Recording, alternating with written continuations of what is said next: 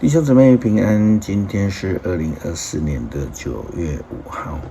今天的经文是诗篇146篇，以赛亚书30章27节到33节，罗马书第2章第1节到11节。今天要跟大家分享的主题是上帝的审判。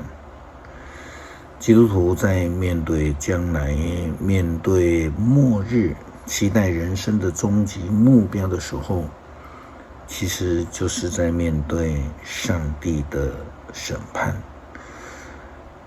其实牧师比较喜欢用判断来论述这个教导。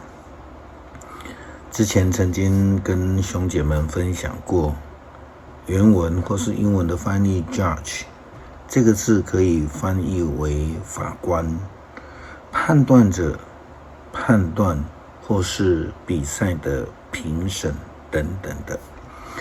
那么我们应该以更宽广的眼光来思考 judge 这个教导。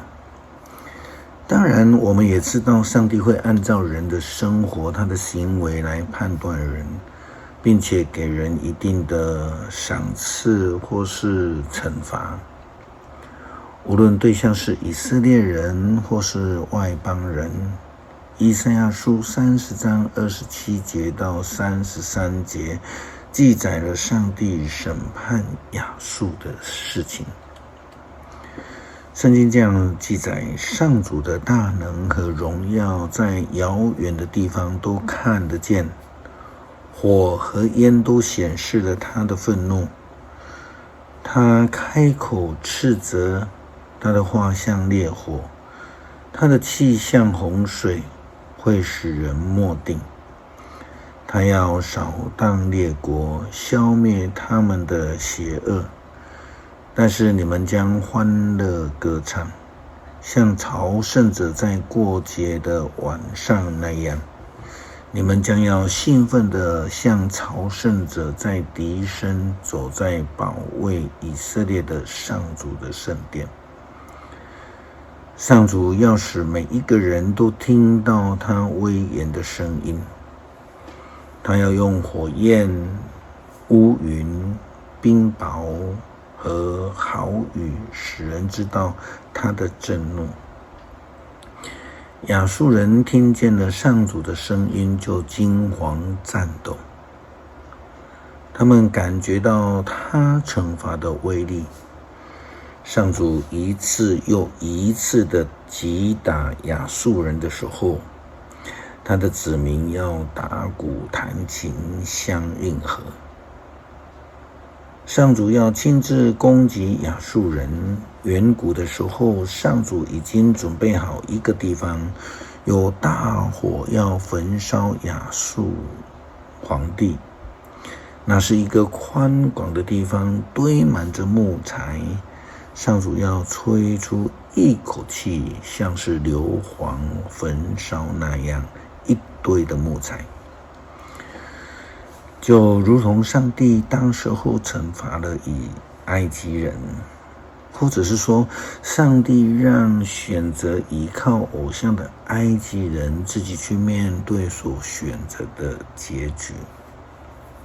是的，上帝审判人，因此呢，人更要谨慎自己的言行，免得受了批判。保罗在写给罗马教会基督徒的书信，在今天的经文罗马书第2章第1节到11节也提到了这样的一个教导。朋友啊，你评断别人，不管你是谁，都是不可原谅的。你评断了别人，而自己所做的却跟他们一样，你就是定了自己的罪。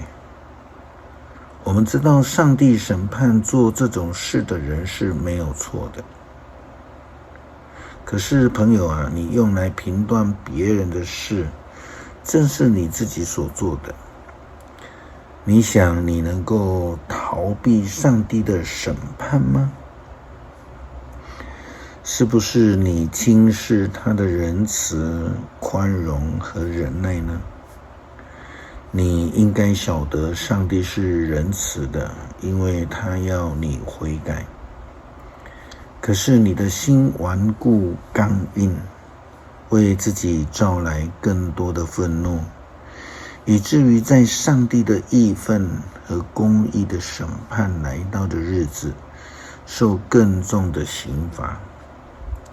因为上帝要按照每一个人的行为来报应他。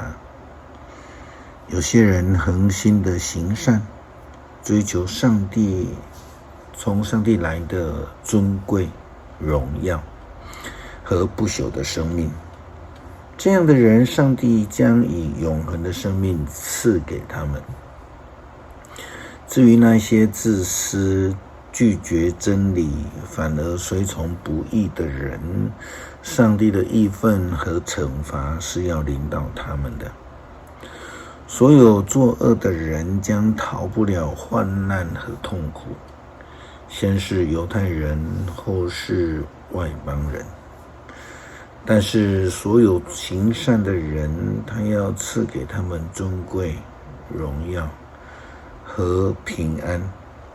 先是犹太人，然后是外邦人。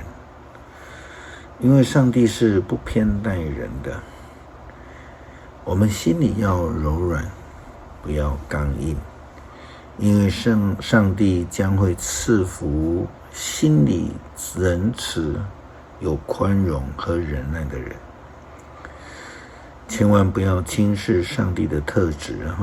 上帝最不喜欢人的特质，就是那种喜欢论断、评断人的人。保罗说，这样的人是不可被原谅的。诗篇146篇，要赞美上主，我的灵啊，你要颂赞上主。我有生之日要歌颂他，我一生一世歌颂我的上帝。不要倚靠世上的首领，不要信赖必朽的人。他救不了你们，他一死便归为尘土。他们策划当天变成泡影。那得到雅各上帝帮助的人多么有福啊！那投靠上主他的上帝的人多么有福啊！上帝创造天地海和其中万物，他始终持守他的诺言。他为被欺压的人伸张正义，他赐食物给饥饿的人。上主使被囚的人得到自由，使盲人能够看见。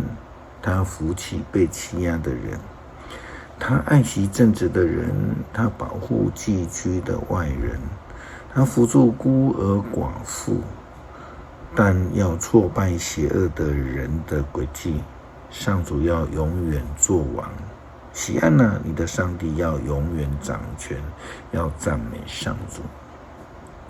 恳求主帮助我们追求上帝特质的跟随者，让我们不要成为评断人的人，让我们的心柔软，成为有福的人。感谢祷告，奉主耶稣圣名求。